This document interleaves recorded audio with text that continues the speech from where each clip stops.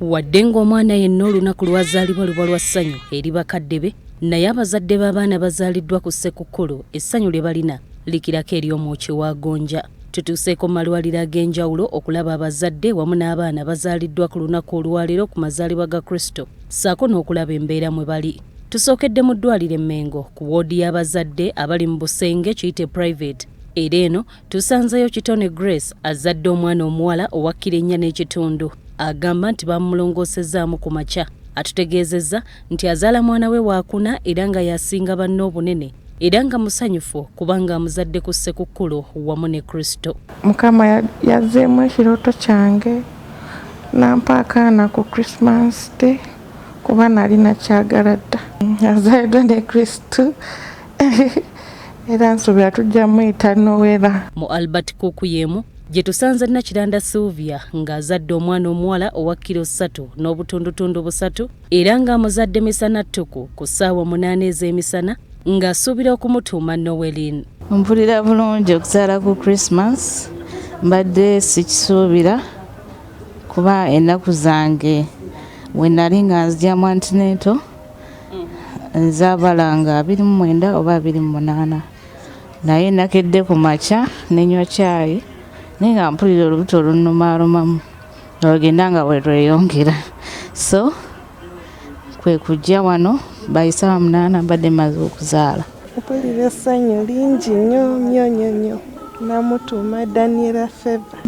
At first I thought of Anastasia because I heard that baby is born in December. They also given that name Anastasia, and then the meaning also that it means resurrection. I don't know how it connects to Christmas anyway, but we are yet to decide. Akulidde eddwaliro lino olwaleero Kinobe Lydia atubuulidde omuwendo gw'abaana abazaaliddwa mu ddwaliro Mengo n'atutegeeza nti nga bba abasawo basanyuka nnyo buli lwe bafuna abaana bazaaliddwa n'omulokozi Yesu Kristo kubanga baba baana banjawulo ddala. Bukyanga twatandise okuzaala ssaawa emu tuweza abaana 10. Tulinamu abalenzi 3 n'abawala 7. Bona bali bulungi. Naddala lunaku lwa Christmas nobeera ng'osharinga birthday nawe nobeera mother Christmas kituweesa kitiibwa naffe tukyagadde. Tekibeera nkono wekityo ennaku zisinga zize tubeera na 6 bamu ne tuweza midnight naye okuzaala kumu ne tuweza abaana 10.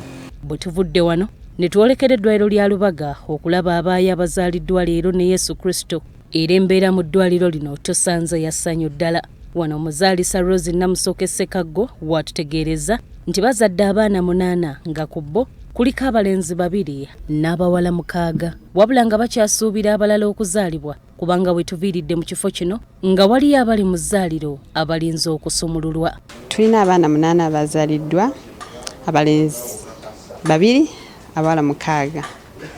Batandise okuzaala ssaawa 6 ogw'ekiro. Tunaazibira tuyinza okubeeranga mu 10.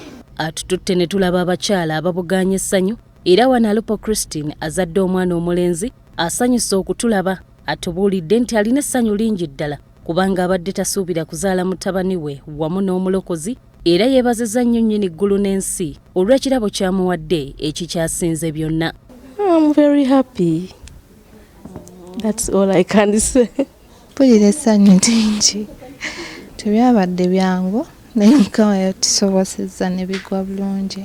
Kiba kirungi ng'ozze okuzaala ddala n'ozaala ate bebi nga mulamu ng'oli mulamu kuba kiwabaza okola oba okifunye.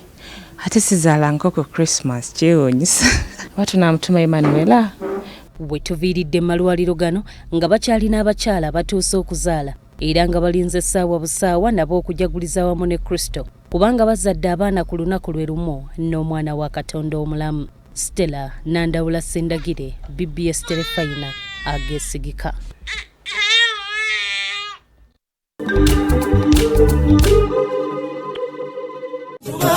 Ssekukkulu, essanyu.